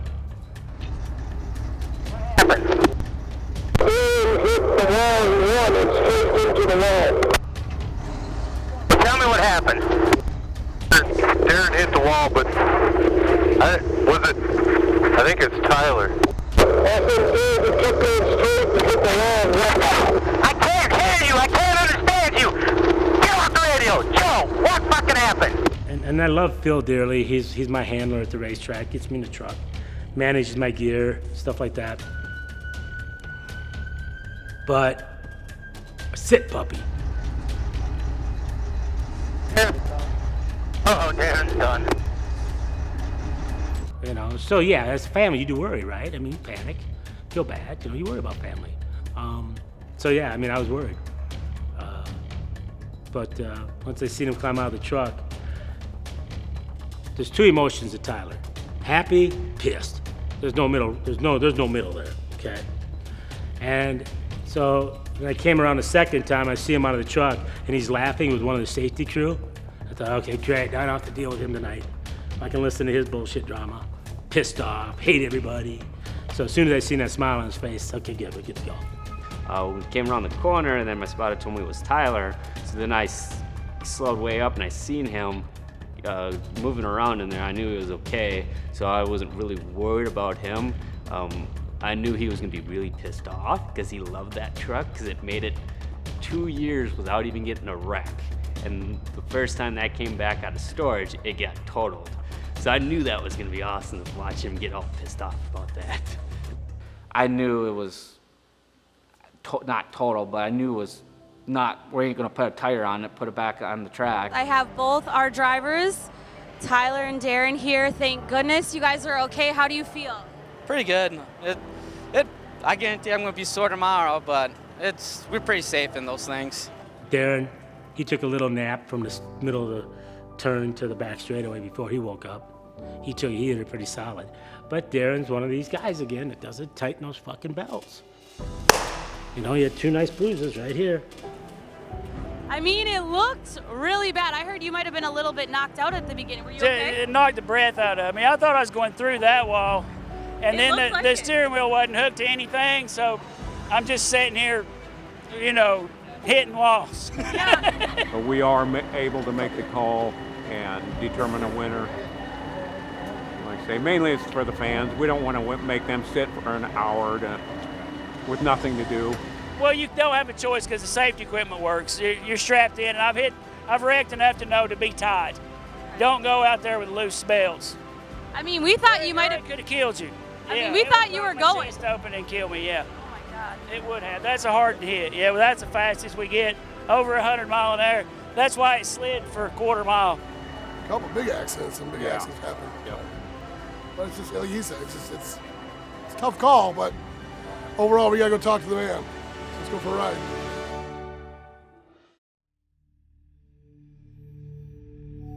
My name is Adam Otwell. I'm from Helena, Alabama, and I am the live stream announcer for the Bandit Big Rig Series.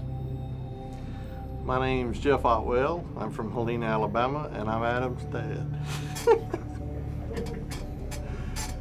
You know, you always see the other families in the pits with like Alan. You know, he's got his daughter, or he's got Chase's son, and Darren. His kids don't come anymore because they know he's going to wreck and it's just going to be a lot of work. And so they all have their families there, right? But I'm racing against my family.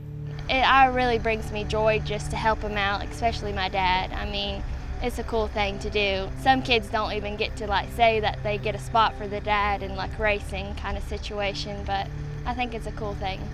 I help buckle my dad in when he's in the race truck, and I help him get materials that he needs to fix the race truck, and I help spotting. RJ, my youngest one, he's 10 years old now, and he's been to every race. He knows more about the race truck than most of the guys do. But actually he knows more about semis than most guys do. I actually have two teams, the Bob Mitchell team and the Darren Prophet team. Several of us have kind of basically grew up together, and we help each other out and just have a good time doing what we love. My dad, I'm just a pit crew for the Bob Mitchell team, Darren team, the Darren Prophet team on the Spider. I'm looking out for where he's at and what trucks are coming up, and if there's anything gonna happen. When the green flag comes, checkered flag, cautions, whatever he needs from the track, I tell him. I never married, I never had children, but I got great nieces and nephews. The company I work for, their two young sons are a big part of this racing. Hopefully they'll be in these trucks someday. My wife's name's Susan Listenby. She's just my spotter, my mechanic. She does everything she can for the races. She's always been with us from the very beginning. My wife just makes sure my life insurance policy is up to date. My boy cheers on my dad because he bribes him before he leaves. And my daughter's too young to understand yet. Actually, I do not have a wife or kids. I just have a dog. There's 3 times the support off the track is what you see here at the track. My wife is the spotter. My oldest, he actually helps Little D and some of the crew here. I'm Cameron Whitmire. I usually work with Danielle. I help get everybody ready for the interviews, make sure they're good for an interview. I help my dad a lot, give him orders whenever he comes in, try to help out as much as I can. And my youngest, he's about a trader. He flops from team to team.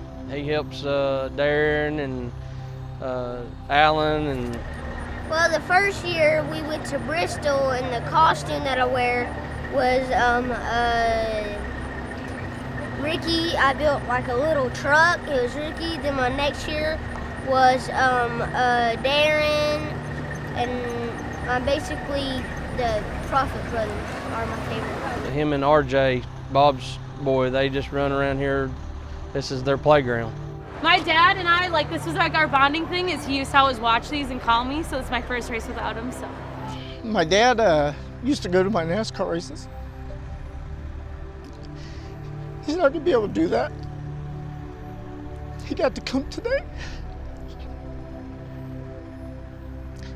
So, family. You know, we were chomping at the bit. Adam had never done anything broadcast live stream. You know, all he had ever done was just announcing at Montgomery Speedway. And so that was a big day for us. And he knocked it out of the park. We asked Jason about it, and he said talk to you, you'd make the call. He who wears the crown bears the weight, doesn't he? Right? Something like that. Personally, I would call it. If I were to make the call, I would call it. Like I say, it's gonna be 45 minutes to an hour to get that. That's all oil up on that. It wraps around the entire track, Craig, over to his truck. He's sitting on top of his axle. It's under his cab. Yeah, they can't even move the truck. Gallons of oil, does not quarts. And this has become an issue because a lot of these new young tracks don't get it. Jonathan and I were coming around 1 and 2. I watched Jonathan, we were under yellow, and I watched Jonathan slide down that oil slick. I went, whoa. I mean, I think it's going to be a bad call if it goes back to green. It was so slick over there from the oil and the water lost out of those trucks that we just spun out trying to just come to an idle. The crowds are chanting the sweeping guys. Half dozen one or the other. It could go bad, it could go good. But that tire I don't trust. Joe, that's court showing. I'm not gonna be by him when that shit goes. If it would have went the full 30 laps, a lot of trucks have been dropping off the field due to the front right blowing, or they have to get out and change it or whatever. So it was hard to say because we never finished the race of exactly how it would have ended up being. Fuck yeah. Buddy blew a tire and took me in the wall, I guess. I thought he just went up. I guess he blew a tire but took me with him. Cloud of dust, me like. Well, all I seen is dust, oil, and hold my hand and let's fucking go. I just drag it. I was Did like, you have a good time? I wonder if I bet the flag guy is probably second guessing and jumping the fuck off. Well, that 27's been every other which way, upside down, on its side, in the wall now. Darren just needs to retire. I sincerely apologize. I had a win in my back pocket, and save those wristbands, and we'll see you guys in 3-4 weeks whenever they can get us a date. I love all you fans, and I'm so sorry for this. You guys all have a great night, and Jason, launch the fireworks, man.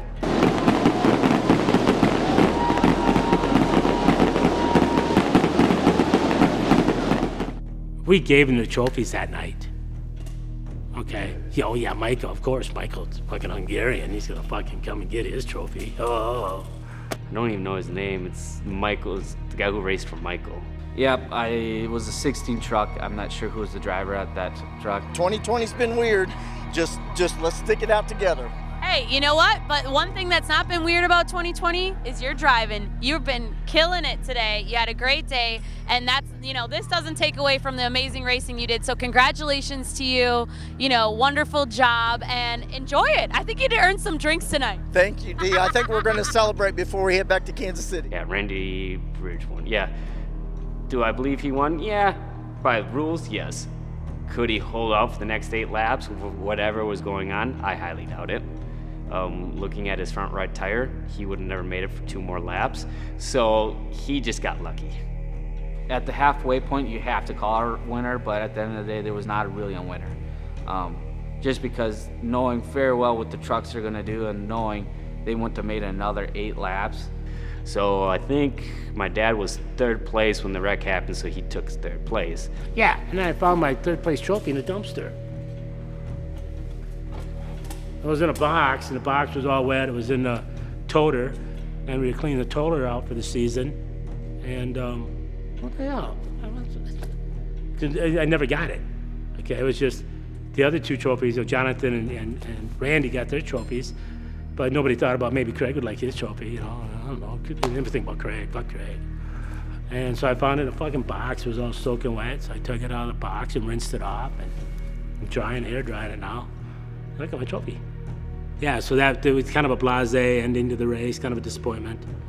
There was no pomp and circumstance, there was no podium party, it was just done. So that kind of sucked. But, classic 2020 event.